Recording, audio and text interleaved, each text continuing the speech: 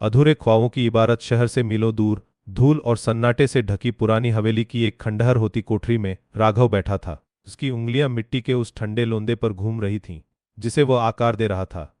हवा में भीगी मिट्टी की एक जानी पहचानी खुशबू थी, जो उसके जीवन का सत्य थी, उसकी नियति। आज फिर वही धुंधली यादें उसे घेर रही थीं, ठीक वैसे ही जैसे बारिश से पहले आसमान को गहरे बादल घेर लेते हैं। मिट्टी का हर स्पर्श उसे अतीत के किसी पृष्ठ पर ले जाता, जहां एक और चेहरा था, मीरा का। मीरा, जिसके नाम में ही समंदर सी गहराई और आसमान सी उड़ान थी।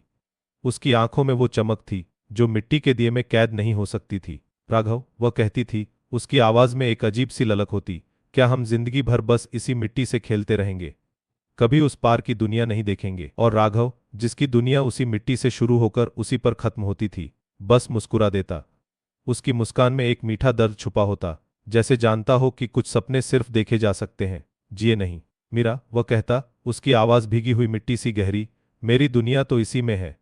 मेरे पुरखों की सांसें इस मिट्टी में बसी हैं। यह हवेली, यह मिट्टी के बर्तन बनाने का काम, यह सिर्फ उसका पेशा नहीं था, बल्कि उसका वंश, उसकी पहचान थी। उसका पिता, जिसे बीमारी ने असमय घेर लिया था, अक्सर कहता, राघव, यह कला है हमारी विरासत, इसे कभी छोड़ना नहीं।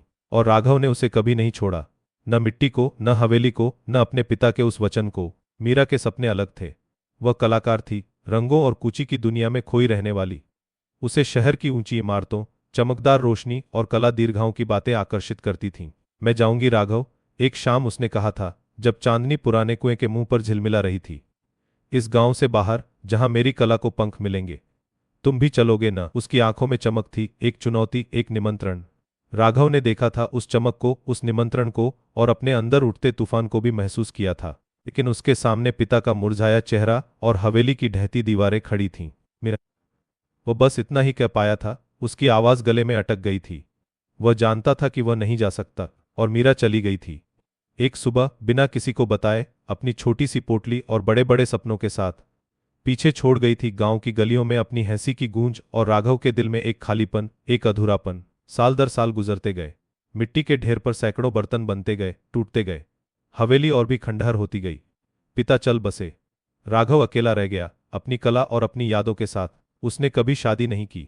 कभी किसी और औरत ने उसके जीवन में मीरा की जगह नहीं ली। मीरा की यादें उसके लिए एक पवित्र धागे सी थीं, जिन्हें वह किसी और से बांटना नहीं चाहता था। गांव के लोग उसे मौन कुम्हार कहते थे। उसकी खामोशी में एक गहरा समंदर छुपा था, जिसका किनारा मीरा थी। एक दिन, बारिश की तेज फुहारों के बीच, हवेली के बाहरी दरवाजे पर एक बूढ़ा आदमी खड़ा था। उसके हाथ में एक पुराना लकड़ी का बक्सा था, जिस पर धूल की परत जमी थी। रघ, उसने पूछा, उसकी आवाज बारिश के शोर में खोसी रही थी। तुम्हें जानता हूं, मैं मीरा का भाई हूं, किशन। राघव के हाथों से मिट्टी का प्याला फिसल गया। मीरा का भाई? इतने सालों बाद किशन अंदर आया। उसकी आंखों में एक अजीब सी उदासी थी। मीरा, वह अब नहीं रही, उसने धीरे से कहा। शब्द राघव के कानों में शीशे की तरह टूट गए। मीरा नहीं रही। वह नाम, जो उसके हर सांस में बसा था, अब सिर्फ एक स्मृति बन चुका था। किशन ने बक्सा राघव के सामने रख दिया। यह उसका सामान है, उसने कहा था, अगर कभी तो तुम्हें दे देना। राघव ने कांपते हाथों से बक्सा खोला।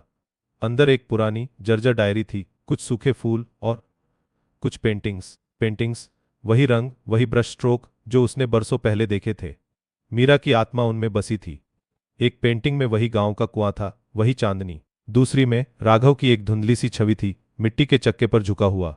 और तीसरी में एक अकेली लड़की थी, जो एक खुले दरवाजे से बाहर की ओर देख रही थी। उसकी पीठ दर्शक की ओर थी, जैसे दूर कहीं जा रही हो। उसने डायरी खोली। पन्ने पीले पड़ चुके थे, स्याही हल्की। मीरा की लिखाई उतनी ही सहज और खुली जितनी वह खुद थी। उसने पढ़ा। मीरा ने लिखा था कि शहर में जिंदगी उतनी आसान नहीं थी जितनी उसने सोची थी। कला दीर्घाओं ने उसे नकार दिया था। बड़े बड़े सपने छोटे छोटे कमरों में कैद हो गए थे। उसने लिखा था कि हर बार जब वह थक जाती, तो उसे गांव की मिट्टी की खुशबू याद आती, राघव के हाथ, कुएं के पास चांदनी रातें। एक जगह उसने लिखा था, राघव, मैं जानती थी तुम नहीं आ सकते। तुम्हारी जड़ें बहुत गहरी थीं। लेकिन क्या मेरी उड़ान के लिए तुम्हारी दुआएं नहीं थीं? उसने यह भी लिखा था कि उसने एक बार वापस आने की कोशिश की थी, लेकिन तब तक गांव में उसके घरवाले शहर जा चुके थे, और उसे लगा कि राघव भी शायद कहीं चला गया होगा या अपनी जिंदगी में आगे बढ़ गया होगा। वह नहीं चाहती थी कि उसकी असफलता की छाया राघव पर पड़े। राघव ने डायरी बंद कर दी। उसकी आंखों में अब सिर्फ आंसू नहीं थे, एक गहरी समझ थी।